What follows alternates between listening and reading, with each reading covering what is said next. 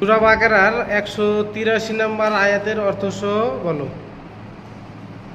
আউযু বিল্লাহি মিনাশ শাইতানির রাজীম। বিসমিল্লাহির রহমানির রহিম। ইয়া আইয়ুহাল্লাযীনা আমানু কুতিবা আলাইকুমুস সিয়াম কুতিবা আলাইকুমুস সিয়াম কামা কুতিবা আলাল্লাযীনা মিন ক্বাবলিকুম লাআল্লাকুম তাত্তাকুন।